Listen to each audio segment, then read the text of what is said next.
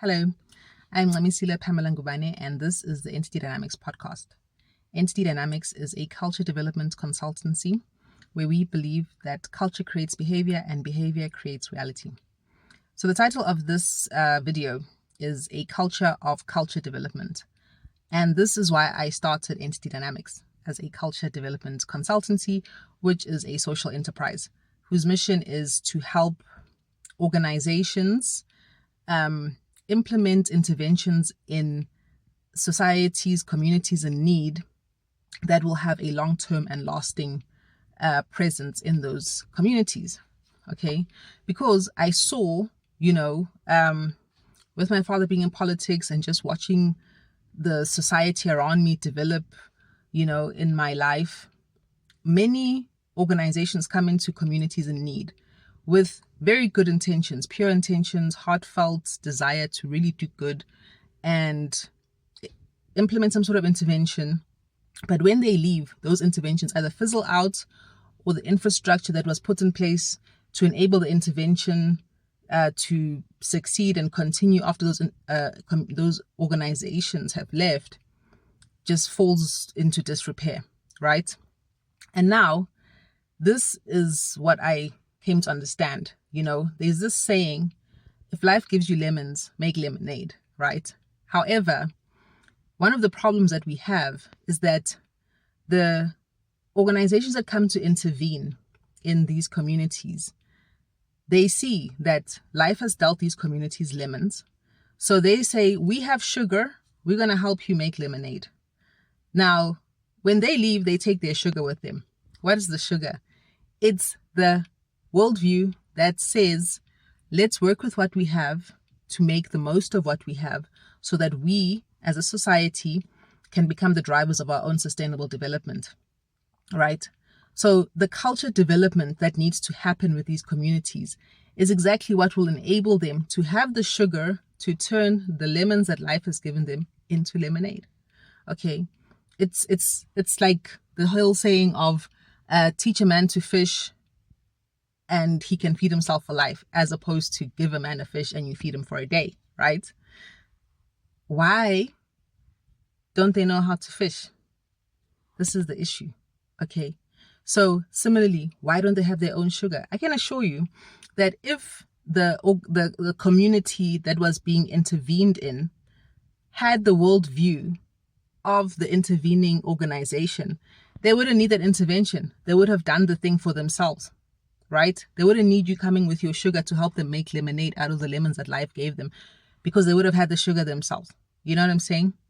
So it's incorrect and unjustifiable to assume that a community that lacked the wherewithal to help themselves in the first place are going to be able to maintain the intervention that you have implemented if you don't teach them to adopt the same worldview that you have. That's the way I see it. Okay.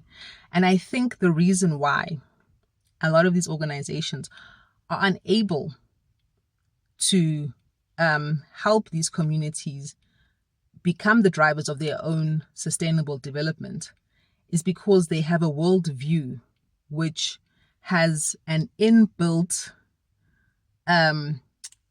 almost you could say, a self-destruct mechanism, right? Which will not enable those communities to become the custodians of the intervention and thus the drivers of their own sustainable development. So this is my opinion. There's two schools of thought that I think are very prominent in the space of NPOs, NPCs, NGOs. Okay, schools of thought. One of them is the sociological worldview that is based on the Marxist paradigm of the oppressor-oppressed dichotomy in society.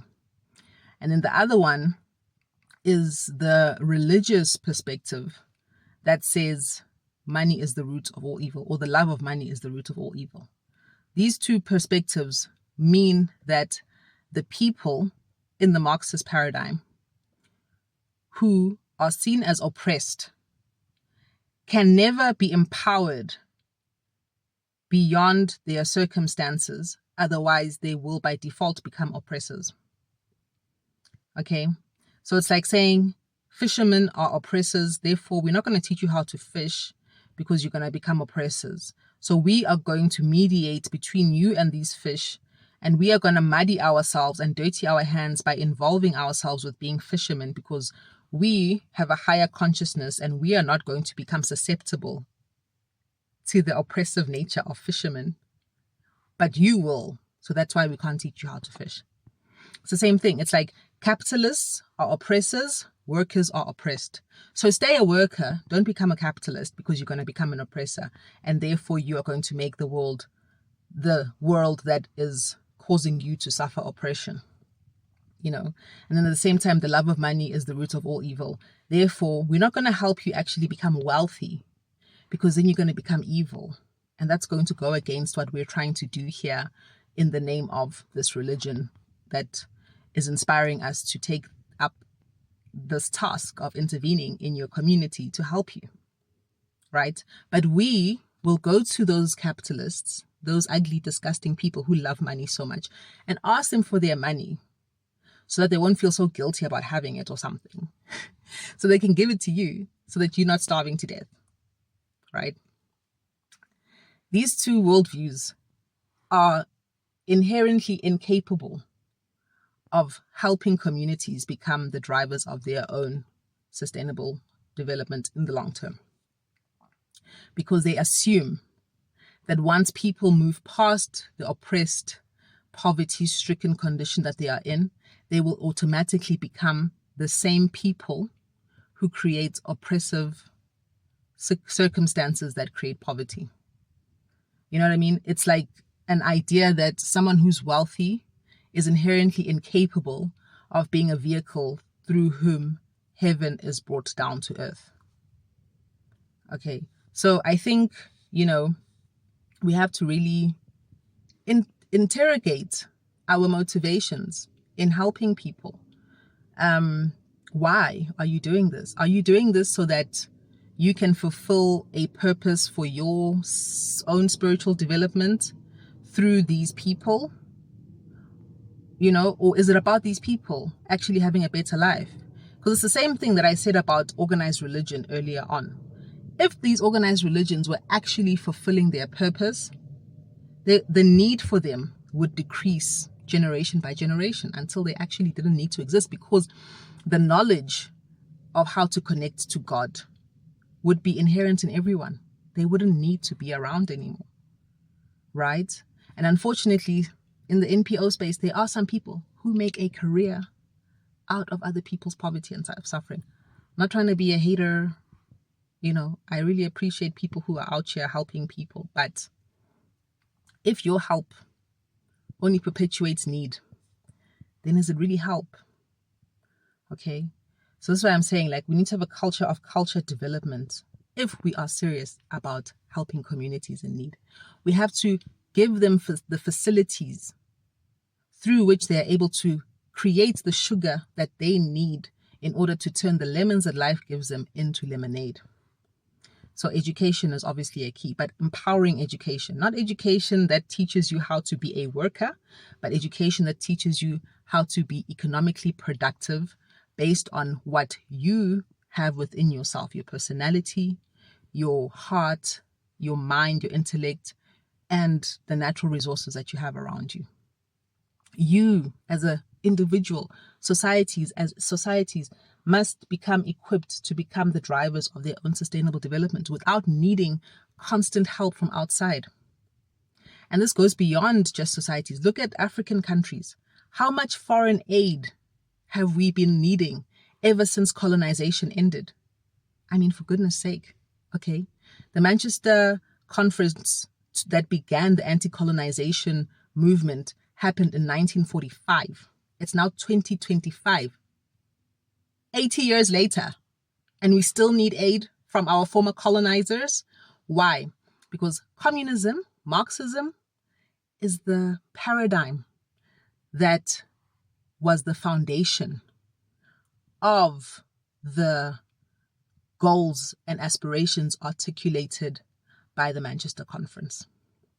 Okay, so as long as we have a paradigm of oppressor, oppressed, we will always see ourselves as oppressed, and we will always see the oppressor as the oppressor, and we will always think that getting out of oppression means automatically becoming an oppressor, which means that you will have a fail-safe in your mind from removing yourself from the position of being oppressed, because automatically you assume that if you remove yourself from the position of being oppressed, you are inherently going to have to be an oppressor.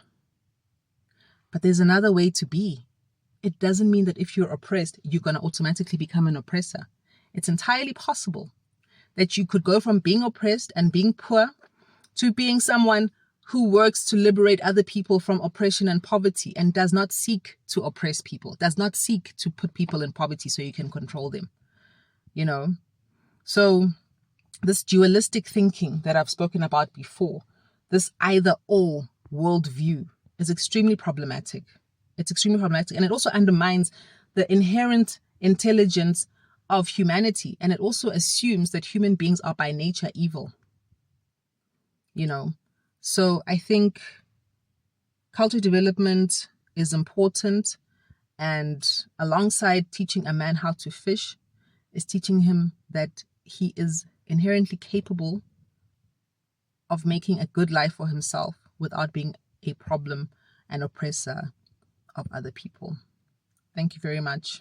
I hope you enjoyed this video, and please like, share, and comment, and let's have this conversation. Thank you. Bye.